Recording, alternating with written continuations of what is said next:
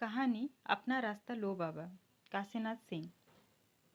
जिस समय देवनाथ मेवा वाले की पान की दुकान पर विल्स फिल्टर का पैकेट खरीद रहे थे, उसी समय बगल वाली दुकान से एक आवाज़ सुनाई पड़ी जो उस गली का नाम पूछ रही थी जिसमें वे रहते थे। हालांकि उस गली में अकेले वही नहीं रहते थे, सैकड़ों लोग रहते थे। पूछने वाला आदमी कहीं भी किसी के भी घर जा सकता था, लेकिन आवाज़ कुछ जानी पहचानी सी लग रही थी। कुतूहल के बावजूद वे उस तरफ देखने की हिम्मत नहीं जुटा सके। चेहरा दूसरी ओर घुमाए रहे। उन्होंने झटपट घर तक पहुंचने वाला वह संकरा रास्ता पकड़ा जो आम नहीं था।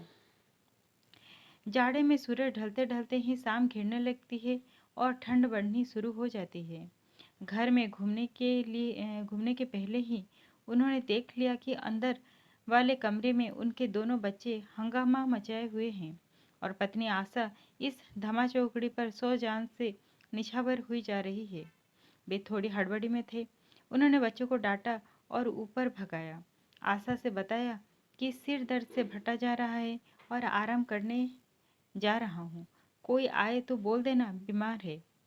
उन्होंने हिदायत दी, और देखो, नीचे उतरने की जरूरत नहीं, जंगले से ही बोलना। आशा घबराई। उसने उनका माथा छुआ। थोड़ा जलता हुआ सा लगा।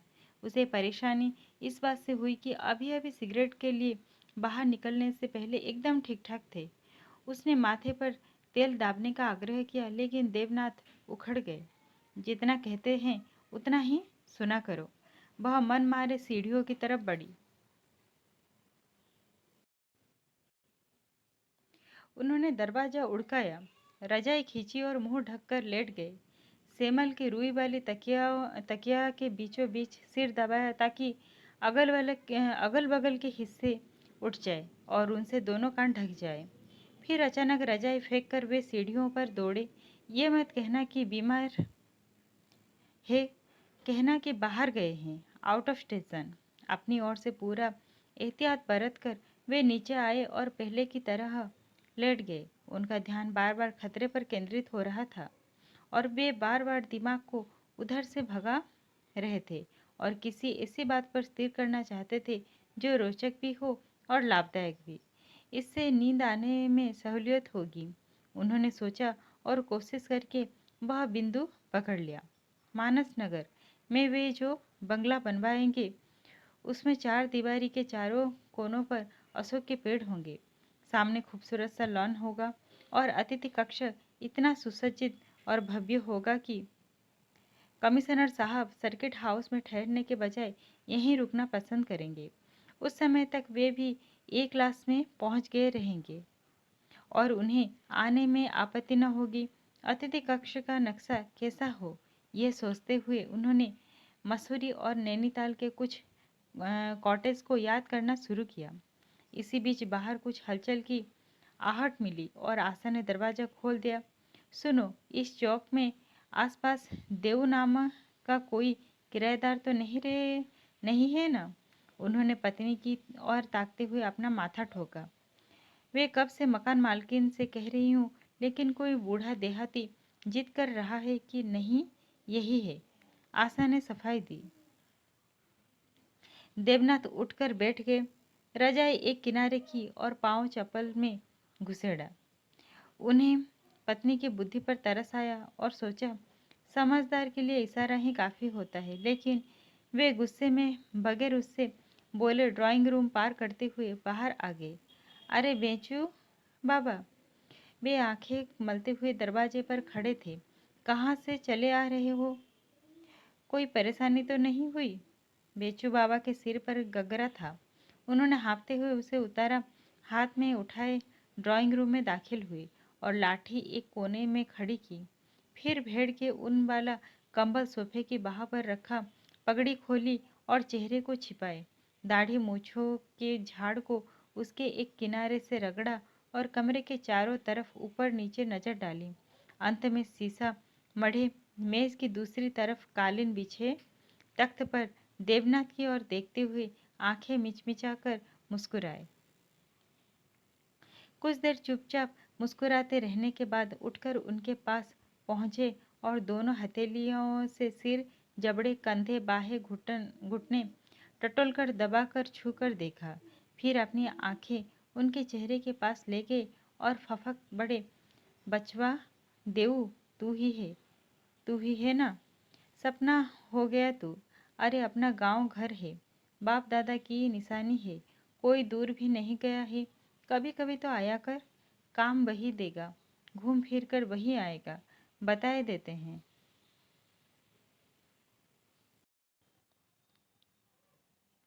बाबा अपनी आदत के मुताबिक इस तरह चिल्ला चिल्ला कर बोल रहे थे जैसे देवनाथ बहरे हो। अब तक देवनाथ के दोनों बच्चे दरवाजे पर खड़े हो गए थे और कौतूहल और डर से बाबा को देख रहे थे। वे उन्हें देखते फिर एक दूसरे की ओर ताकने लगते। दरवाजे पर बच्चों के खड़ा होने से ड्राइंग रूम में कुछ अंधेरा जैसा हो गया था, जिसका आभास बाबा को मिल गया। उन्होंने देवनाथ से पूछा, अपने ही पोते हैं ना? देवनाथ ने जैसे ही सिर हिलाया, बाबा हाथ बढ़ाए खड़े हो गए। उन्होंने लपकते हुए छाती पर हाथ रखकर अपना परिचय दिया। पहचानते हो बाबा को? बच्चे उन्हें आगे बढ़ते देखकर उल्टे पांव भागे। नहीं पहचानते और नहीं पहचानोंगे भी कैसे? वे देवनाथ को देखकर हंसने लगे और अपनी जगह आ बैठे। देखो कितने बड़े हो गए हैं सब, समय जाते देर नहीं लगती। जब इतने से थे तभी मैंने देखा था। देवनाथ ने हामी भरी, लेकिन उनकी हंसी में साथ नहीं दिया। वे उठे और अंदर गए। मेज पर गिलास और पानी से भरा जग रखा और कुछ लाने के लिए ऊपर चले गए। आशा गैस पर चाय बना रही थी और बच्चे उसके अगल बगल खड़े होकर उसे वह सारा कुछ सुना रहे थे जो नीचे देख गए थे। छोटा उसका गाउन खींच खींच कर कुछ अचंभे की बातें बता रहा था। सिर्फ चाय से नहीं चलेगा, रसोई के दरवाजे पर खड़ा होकर देवनाथ बोले। आशा उनकी ओर मुड़ी। ये देहाती भुच्चे हैं? कौन जी? गांव पर हमारे घर के बगल वाले नहीं है सुदामा, हमारी पट्टीदार, उन्हीं के बाप हैं। उन्होंने खुलासा किया। देव बड़ा बच्चा धीरे से बोला और ताली पीटते हुए अंदर भागा। देवनाथ ने उसे दौड़ाने का अभिनय किया और सारे लोग एक साथ हंस पड़े। आशा गंभीर हो गई और कुछ देर सोचती हुई खड़ी रही। वह सोच रही थी चाय के सिवा की चीज़ के बारे में। उसे कुछ सूझ गया। वह रसोई घर से निकलकर पीछे वाले कमरे में गई, अटर पटर किया और तस्तरी में 2 मिठाइयाँ रखकर आ गई। देवनाथ तस्तरी अपनी ताक के पास ले गए और मुंह बनाया। ये तो मुकड़ी याई लग रही है और बहुत बदबू भी कर रही है। कब की है? पिछले हफ्ते ही तो अगरवाला दे गया था। जाने कैसी भिजवाई की, किसी ने छुआ तक नहीं। महरी ले गई सब, बस यही 2 रह गई थी उनके भाग से। उसने तस्तरी रख दी और चाय ढालने लगी। और कल जो सामलाल दे गया था, तुम तो खामखा एक न एक फुचंग लगाते रहते हो। उनके लिए तो मिठाई ही बड़ी बात है। मिलती कहाँ होगी गांव में। उसने तस्तरी के बगल में चाय भी रख दी। देवनाथ ने अपने भीतर बाबा के लिए हमदर्दी महसूस की। यह ठीक है कि उन्हें अच्छे खराब का पता नहीं चलेगा और पसंद आएगी, लेकिन जिस टोन में आशा ने कहा था, उन्हें थोड़ा खल गया। उन्होंने चुपचाप प्याला और तस्तरी उठाई और नीचे आए। उन्होंने अपने ड्राइंग रूम की इस दुर्गति की कल्पना नहीं की थी। ये तो अच्छा हुआ था कि अभी थोड़े दिन पहले कालीन उठवा कर रखवा दिया था, वरना सब चौपट होता। दरवाजे से लेकर मेज और सोफा तक का फर्श पानी से भीगा था। जाहिर था कि बाबा ने हाथ पैर धोए होंगे और कुल्ला किया होगा। उनकी लाठी तो कोने में खड़ी थी, लेकिन दूसरे सामानों के साथ वे अंदर वाले कमरे में चले गए। भीगे पैरों के निशान चौखट की ओर जाते दिखाई पड़े। गया गया सारा कुछ। उनके भीतर डर पैदा हुआ। उन्होंने आवाज दी, बाबा, और अंदर घुसे। बाबा उनके पलंग पर लेटे हुए थे। उनके एक पैर पर दूसरा पैर था, जिसके तलवे बिबाई से फटे और मिट्टी से सने थे। उन्होंने साफ सुथरे धुले चादर पर 3-4 गहरे मटमेल मटमैले निशान देखे और उनका दिल बैठ गया। उन्हें बुरा तो बहुत लगा, लेकिन अफसोस अपने पर ही हुआ। अगर बाथरूम दिखाकर समझा दिया होता तो ऐसा ना होता, लेकिन उन्हें भी तो पूछ लेना चाहिए था। उन्होंने मन ही मन कहा, लीजिए चाय है। देवनाथ ने मेज पर तस्तरियां रखते हुए कहा। बाबा कराहते हुए उठे और एक मिठाई उठाकर उसे गौर से देखा। बचे हुए बगल के दांतों से कुटका। देवनाथ को देखते हुए सिर हिलाया और मुंह खोलकर अंदर फेंक दिया। बताओ, ऐसी चीजें देहात में कहाँ मैसर होती है। मिठाइयाँ खत्म करने के बाद उन्होंने चाय 2-3 बार फूकी और जोर जोर से सुड़क ली। पहले ही घूंट में जीभ जल गई। उन्होंने जुड़ाने के लिए नीचे रख दिया। ये कोठा भी अपना ही है। उन्होंने उंगली से छत की ओर इशारा किया। फिर कमरे में दिखाई पड़ने वाली एक एक चीज के बारे में तफसील से पूछने लगे। फोटो, पेंटिंग, मिट्टी और धातु की मूर्तियाँ, खिलौने, 2-in-1 cassette stand, drawing room के सोफा, कालीन। वे पूछते जाते और छू छू कर देखते जाते। ज़्यादातर चीज़ें उनकी समझ में नहीं आ रही थी, और कुछ थी जिनका दाम सुनकर वे चौंक उठते और बताते कि इतने में तो एक बैल या भैंस या गन्ना पिराई की मशीन आ जाती। फोटो दीवारों के ऊपर थे, इसलिए उन्हें लाठी के हुरे से छूकर पूछा। लेकिन सबसे अधिक हैरत उन्हें हुई फूलदान में रखे हुए पत्तियों समेत गुलाब के फूल को देखकर। ये कैसा फूल है जो इतने दिनों में न सूखा है न बढ़ा है, और बिना खाद माटी के केवल पानी में हरा भरा है। देवनाथ ने उनके पीछे पीछे घूमते हुए झुंझला रहे थे, लेकिन भीतर ही भीतर खुश भी हो रहे थे कि बाबा जाकर घूम घूम कर देहात में उनके वैभव का ढिंढोरा पीटेंगे। ये प्लास्टिक का है, उन्होंने हंसते हुए ऊंची आवाज में बताया।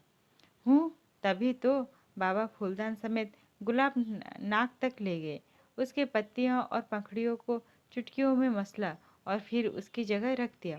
खुश कर दिया बेटा। अरियात करियात में कमाने वाले तो बहुत है, लेकिन तेने जितना जुटाया है, तेरी जो इज्जत और शोहरत है, भगवान करे बनी रहे।